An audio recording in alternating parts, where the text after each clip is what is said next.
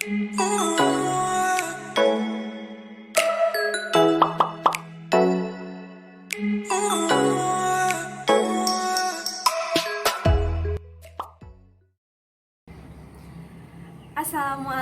warahmatullahi wabarakatuh. Saya Salsabila Agustina, nomor absen 29 kelas 11 IPS 3. Di sini saya akan mempresentasikan mengenai Revolusi Rusia.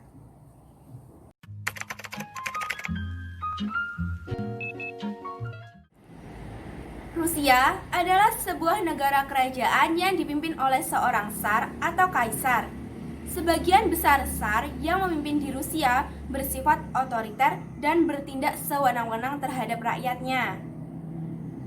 Revolusi Rusia adalah sebuah gerakan politik yang mengacu pada tahun 1905 dan 1917. Pada masa itu, Rusia mengalami masa suram, di mana banyak terjadi pemogokan, pemberontakan, kelaparan, konflik, sengketa tanah, dan masih banyak bencana lainnya.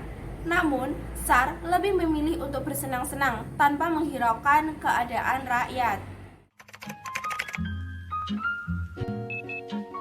Latar belakang timbulnya Revolusi Rusia. Latar belakang ini meliputi di bidang politik dan di bidang sosial ekonomi. Latar belakang di bidang politik. Yang pertama adalah adanya kekuasaan Tsar Nicholas II yang reaksioner. Yang dimaksud adalah bahwa pada pemerintahan Tsar Nicholas II, Tsar tidak memberikan hak-hak politik kepada masyarakat. Semua keputusan, semua kewenangan, semua kebijakan ada di tangan Tsar. Yang kedua adalah pembentukan Duma. Duma yaitu suatu parlementer atau dewan perwakilan yang dibentuk oleh Tsar guna meredam emosi masyarakat. Namun, pemilihan anggota Duma ini dilaksanakan secara tertutup atau berdasarkan favoritisme dari Tsar. Jadi, siapapun yang disukai oleh Tsar dapat mengambil bagian di dalam Duma. Yang ketiga adalah pembentukan Duma atau DPR yang sudah dilakukan tidak menampakkan dasar-dasar demokratis seperti yang diharapkan oleh rakyat. Selanjutnya adalah latar belakang di bidang sosial ekonomi.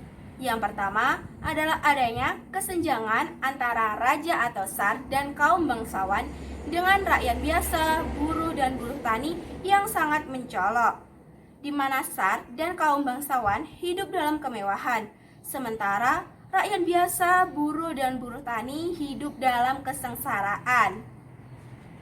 Yang kedua adalah persoalan tanah. Penghargaan yang diberikan oleh tuan-tuan tanah kepada para buruh tani sangatlah rendah. Meskipun perbudakan telah dihapuskan, namun pada kenyataannya buruh tani diperlakukan seperti seorang budak. Yang ketiga adalah munculnya kaum intelektual dan pengusaha yang merasa kecewa dengan situasi pemerintahan Tsar Nicholas II. Yang terakhir adalah munculnya aliran-aliran yang menentang kekuasaan Tsar Nicholas II. Aliran tersebut terbagi menjadi dua, yaitu kaum liberal dan kaum sosialisme.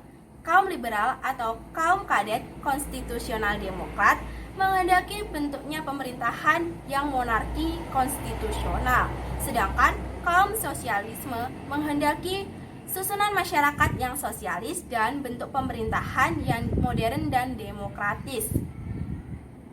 Kaum sosialisme ini dibagi lagi menjadi dua, yaitu kaum Menshevik dan kaum Bolshevik. Kaum sosialisme terbagi lagi menjadi dua. Yang pertama adalah kaum Menshevik yang menghendaki bentuk pemerintahan monarki konstitusional, dan yang kedua adalah kaum Bolshevik yang menghendaki bentuk pemerintahan radial atau yang sekarang berkembang menjadi paham komunis.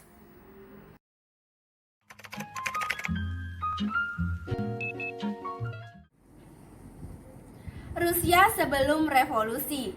Sebelum adanya revolusi, Rusia terbagi menjadi dua golongan. Yang pertama adalah golongan tsar dan kaum bangsawan. Sedangkan golongan yang kedua adalah golongan kaum para buruh. Terjadi perbedaan yang sangat mencolok di antara keduanya, di mana tsar dan kaum bangsawan hidup dalam kemewahan, sementara kaum para buruh hidup dalam kemiskinan dan sangat menderita. Rusia sebelum revolusi dikengkang oleh rejim pemerintahan Tsar. Di bawah kekuasaan Tsar, rakyat atau para buruh harus menanggung penderitaan yang tak tertanggungkan. Selain itu, kaum-kaum minoritas seperti Finlandia, Ukraina, dan Polandia juga mengalami diskriminasi dan dirampasnya hak-hak. Selain itu, pada masa itu, Rusia mengalami ledakan pemberontakan dan pemogokan serta konflik-konflik yang sangat hebat yang mengakibatkan keinginan dari masyarakat untuk terjadinya revolusi. Revolusi pun terjadi pada tahun 1905 dan 1917.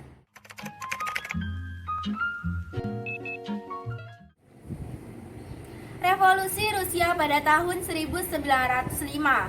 Revolusi ini disebabkan karena beberapa hal, di antaranya yaitu kekalahan Rusia dalam perang melawan Jepang, adanya peristiwa Minggu Berdarah, kekuasaan Tsar Nicholas II yang absolut, sehingga mengakibatkan penderitaan bagi rakyat. Selain itu, adanya kaum pekerja yang melakukan pemogokan di Saint Petersburg, yang kemudian menyebar ke kota lainnya. Mereka mengharapkan adanya perubahan di bidang politik dan ekonomi. Akhirnya, pada bulan Agustus, Tsar Nicholas II menyetujui pembentukan Duma. Duma yaitu suatu organisasi parlementer atau dewan perwakilan. Namun, Duma yang dimaksud di sini hanya sebagai badan penasihat saja, sehingga suara rakyat tidak dapat terwakilkan sama sekali. Selain itu, dalam pemilu yang diadakan di Petersburg, hanya 13.000 penduduk dari total 1,4 juta yang diikutkan. Hal ini semakin menambah kekecewaan rakyat. Lalu terjadilah pemberontakan dan pemogokan lagi di beberapa daerah. Perjuangan kaum buruh ini menginspirasi rakyat lainnya. Para pekerja yang berada di ibu kota membentuk suatu organisasi politik yang disebut dengan Dewan Buruh atau yang disebut dengan Soviet, guna untuk mengatur perjuangan politik dan ekonomi para buruh. Dewan yang telah dibentuk ini melindungi seluruh kelas buruh yang ada. Lalu mulai muncullah dewan-dewan seperti ini di seluruh Rusia yang menentang pemerintahan absolut.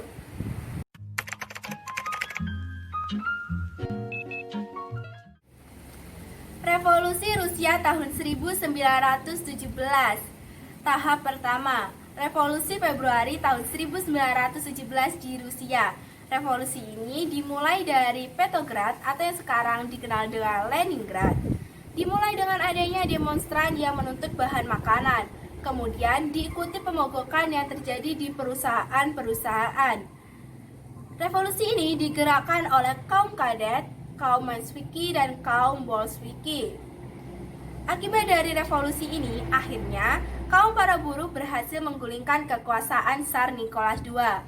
Tampuk pemerintahan diambil alih oleh kaum kadet dengan bentuk pemerintahan sementara. Namun, sayangnya kaum kadet tidak segera melakukan perubahan seperti yang dituntut oleh rakyat. Kaum Mensheviki di bawah pimpinan Kerensky akhirnya mengambil alih pemerintahan. Langkah pertama yang dilakukan oleh kaum Mensheviki adalah menjunjung kembali kehormatan Rusia di mata internasional. Setelah sebelumnya, Rusia mengalami kekalahan pada perang-perang sebelumnya. Langkah selanjutnya adalah kaum Mensheviki melakukan perubahan dalam pemerintahan di dalam negeri. Pada pemerintahan kaum Mensheviki, serangan besar-besaran ke Jerman segera dilangsungkan, namun sayangnya mengalami kekalahan. Hal ini menyebabkan hilangnya kepercayaan rakyat kepada kaum Mensheviki. Kesempatan ini pun dimanfaatkan oleh kaum Bolsheviki untuk mengambil alih pemerintahan. Revolusi Rusia tahun 1917 tahap kedua.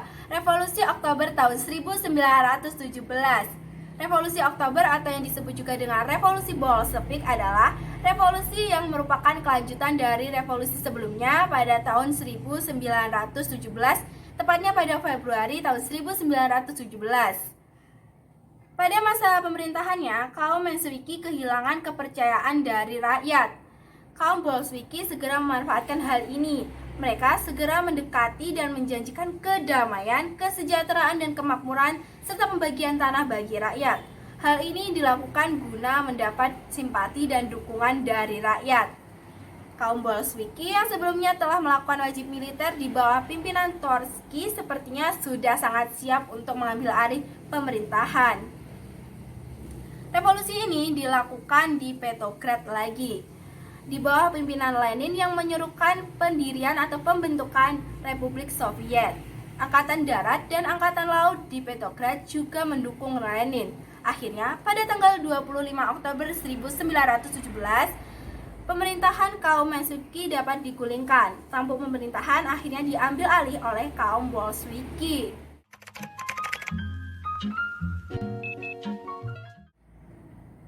Selanjutnya adalah tokoh-tokoh yang berperan dalam Revolusi Oktober tahun 1917 di Rusia.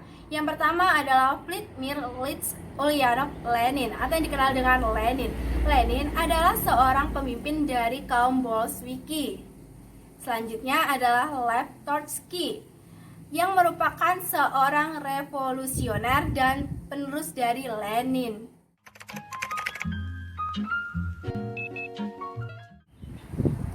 Dampak atau pengaruh dari revolusi Rusia. Dampak di bidang politik. Yang pertama adalah dihapuskannya pemerintahan Tsar Nicholas II yang reaksioner. Yang kedua adalah Rusia menjadi negara serikat yang berbentuk republik. Selanjutnya adalah dampak di bidang ekonomi. Yang pertama, perindustrian dan pertanian dinasionalisasi. Dan yang kedua adalah kantor, bank, jalan, jalur kereta, dan pabrik juga dinasionalisasi. Dampak yang terakhir adalah dampak di bidang ideologi, di mana menyebarnya ideologi komunis bahkan ke negara-negara lain termasuk Indonesia.